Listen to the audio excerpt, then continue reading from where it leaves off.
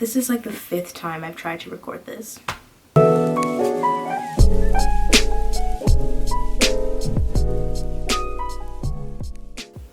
So in this week, I'm going to be going over the topics that we covered in our 4th week of CodeCrew Code School. And I'm also going to talk about just how I'm feeling about the program after being in it 1 out of 6 months. And just kind of what I'm anticipating for the rest of this journey and some positives and negatives that I've taken from the first part of this journey. But before we get into all of that, I just want to run through all the topics that we covered this week. So we did a Python review. As a reminder, we learned JavaScript and then Python, and now we're moving on to HTML and CSS. But before we did that, we did just go over basically all of the basics that we covered in Python. And after that, we moved into HTML and CSS. I really like working with HTML and CSS because I'm interested in web design and kind of the aesthetics of things and organizing things like perfectly and making things pleasing to the eye. So this was a really fun week for me.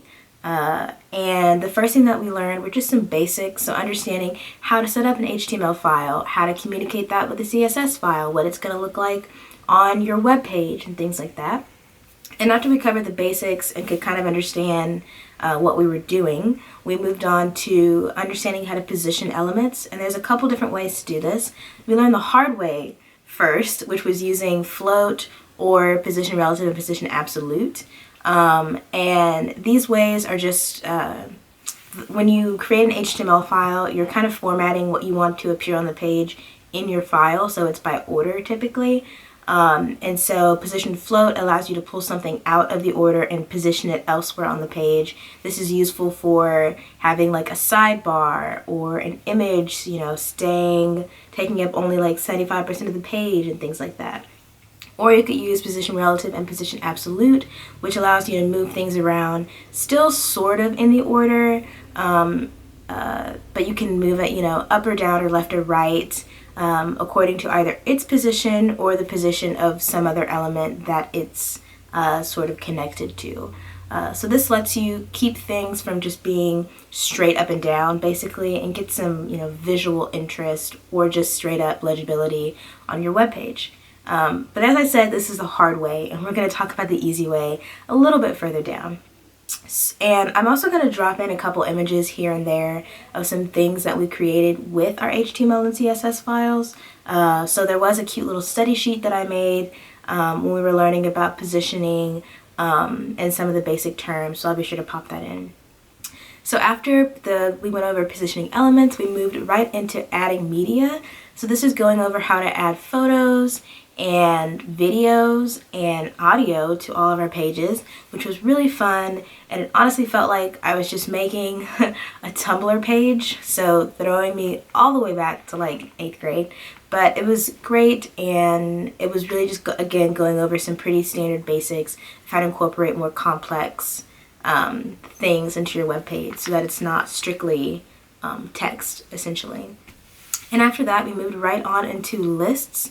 This is, again, more of a formatting thing. And if you've ever made like an outline in Word, then you'll know that, if you start with the outline template and you tab over, then you get a bullet, you tab again and you get like an empty bullet, you tab again, you get an arrow, things like that. We were essentially learning how to make what is understood as a list or an outline or just a bulleted, indented order of text, basically making that in an HTML file so that it appears on your web page already formatted really easily.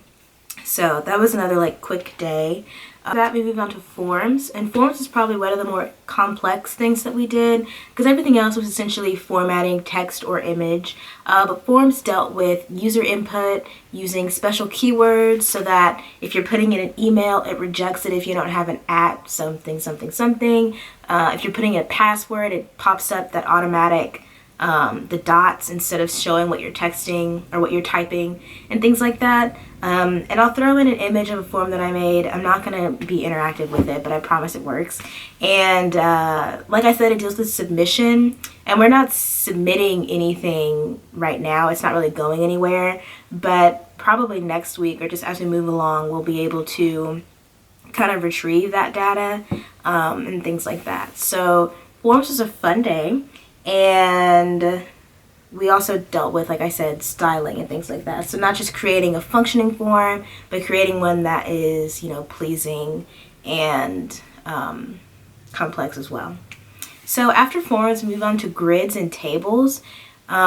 Grids is the easy version of positioning elements. So essentially it allows you to set up your web page inside of a grid block, and then you can decide where you want different elements to go based on its position in the grid. And this is a little bit easier than using float or position relative and absolute to move things around either, incrementally or all the way, to take up certain portions of the page. So I'll pop in a couple images of some web pages that I used or that I set up using grids. And if you want to kind of think back to the study sheet with positioning elements, they're similar, but it was a lot more straightforward using grids than it was using the previous positioning elements, types basically. And then after grids, we moved straight into tables. And the tables is kind of similar to the lists in that it's just something that already exists. So if you ever made a table inside of Word, it's pretty much the same concept. It's just knowing how to, create that template in HTML basically. So again, using special keywords to get that format and then having it appear the way you want it on the web page. And we did do some complex things with it. Like I said, I'll pop in a couple images of some tables that I made. And so we made it interesting, but again, really straightforward, very similar to lists in that it's something that everyone is familiar with, and we're just learning how to make that and have it appear in our HTML files or our web pages. And that's pretty much what we did for this week. I really liked being able to create things that were more familiar. So with Python and JavaScript, we were dealing with a lot of things in the console. There wasn't a lot going on the web page. And so this week it was very much we made something and then we saw it immediately. And it was a lot more complex visually, even if it wasn't doing as much as our Python and JavaScript. It was a really rewarding week in terms of, what we got from the work. So overall, a great week. And just for the program overall, it's been incredibly fast-paced. There have definitely been some frustrations with the pace, and I've attended a couple morning sessions to kind of correct myself if I ever miss some information or if I have a lot of questions that need to be answered and things like that. And that's been really helpful if I'm starting to feel overwhelmed with the material, which hasn't happened often, but when it does happen, I'm sure to, try to immediately, write that. And studying has also been has also been very useful. And I really am only having to study for an hour and a half to 2 hours at night, which is really good in my opinion. And like I said in my last video, I finally figured out an effective study method, and I've used that this week as well. So it's been very manageable, and I'm really excited to continue to sort of build on what we've been learning.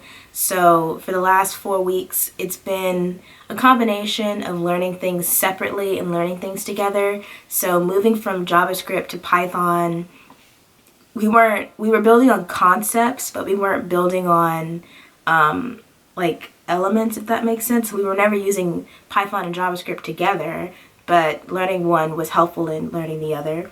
And then kind of the same thing in HTML and CSS, in that it's not necessarily, in the way that we learned it, it's not related to Python or JavaScript, but as we move forward, obviously we're going to incorporate JavaScript into our HTML files to make them dynamic and things like that.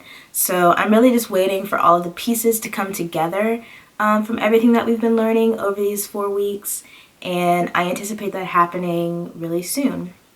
So overall, I feel very positively about the program. There have of course been some hiccups, as there is with learning anything brand new to you, and they say that learning coding is learning how to code is like learning, a whole nother language. So it's been satisfyingly challenging, and I look forward to the next 5 months. And as always, I will keep you guys updated.